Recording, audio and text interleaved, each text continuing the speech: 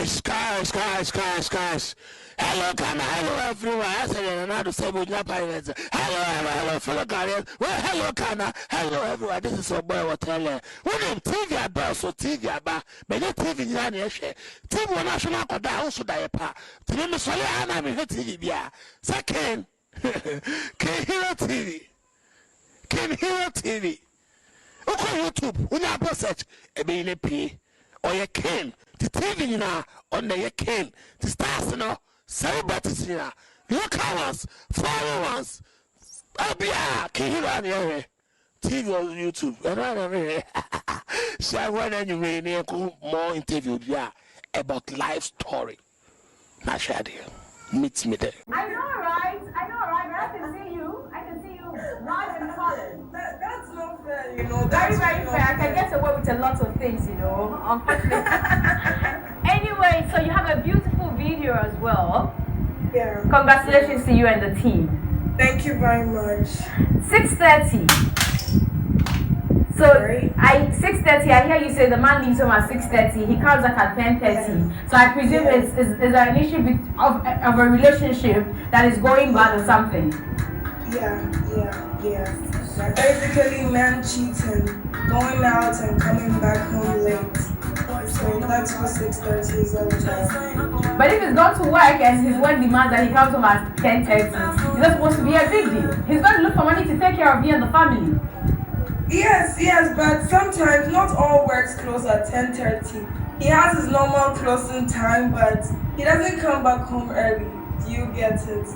So that is it. Probably work closes at 5:30, but he would stay out till 10:30. So he must be cheating, I'm sure. What's been the response so far? Sorry? What's been the response since you released this video, 6:30? Yes. I've got over, I think, 26,000 views on YouTube at the moment. And people are really loving the song too. The media is also doing a great TV work. So far so good. We're still hoping for the best. How does it feel to be the newest signee of Zylofone Music? After a very long break, you come as the fresh face of Zylofone Music.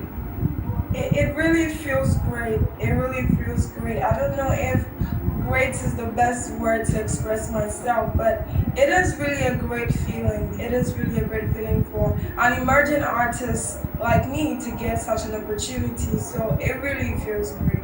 It must be a juicy deal as well. Sorry? It must be a juicy deal as well. What? I'm saying that the deal must be very good as well for you to have agreed to join Zylofone. Yes. It means that the money that you received in your contract must be really, really good.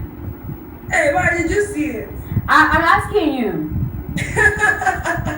Well, yes, it is a good deal. It is a good deal. I hear it comes with a limousine. Is that what it is? It comes with a car, limousine, and all of that. Sorry? I'm told that it comes with a car, a limousine for that matter. No, that's not true. That's not true. It didn't come with a limousine. It didn't. What did he come with? Yes, it did come with a car, but not a limousine.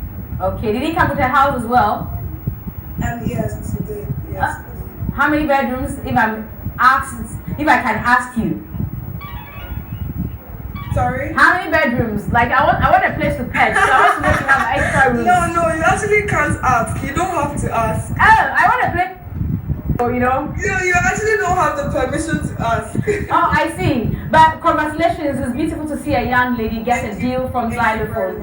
And I'm sure that also you've had people come at you because of the situation Men's Gold finds itself in. There are a lot of people who think that that's their money that's been on Tiisha and all of that. I don't know if you've had that feedback, and how does it make you feel? Sorry, can you come again? Okay. You're talking about Men's Gold. So I'm saying that you have signed a beautiful deal. We are happy for you, but there are those who are unhappy, thinking affiliation Men's Gold has got with Zylofone. They look at Tiisha and they say, that's our money right there. Why is our money being spent on her? How does that make you feel? Of course, I'm sure you've heard that by yourself. Well, yes, I have, but basically, I'm sure we all know and believe that Men's Gold and Zylofone are different companies.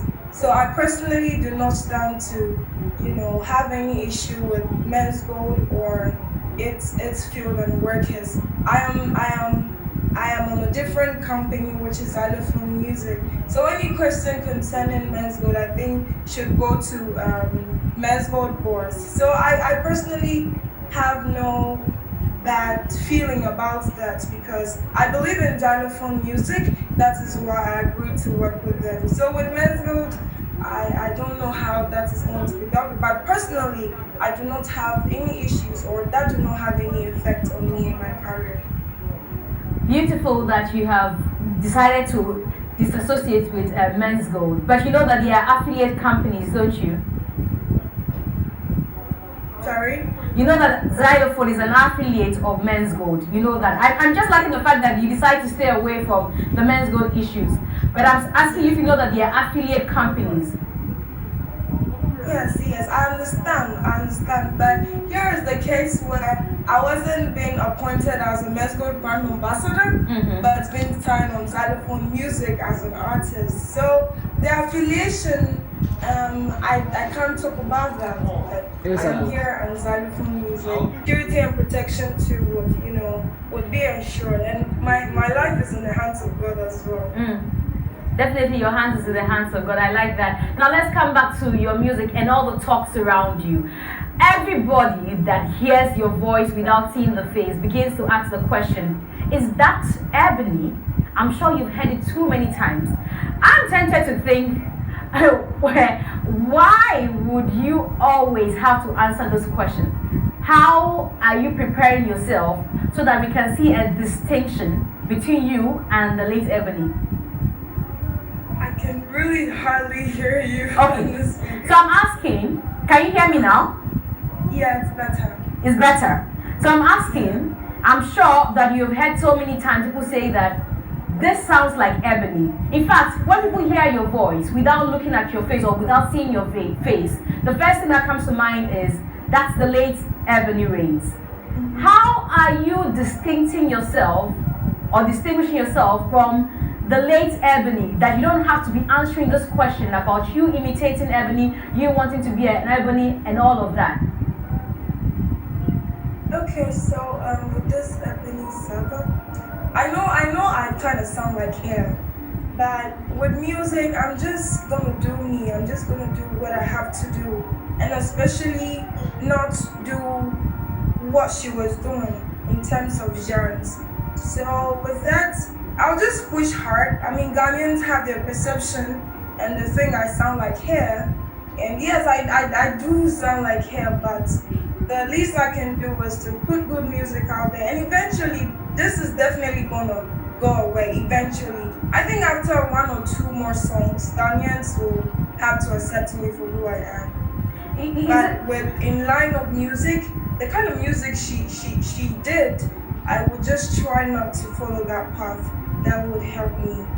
That would, I think, help. Does the sounding like Ebony and singing like Ebony come to you as a positive or negative? Sorry? Does it come to you as a plus when people say that you sound or sing like Ebony? Is it a plus or is it a negative for you?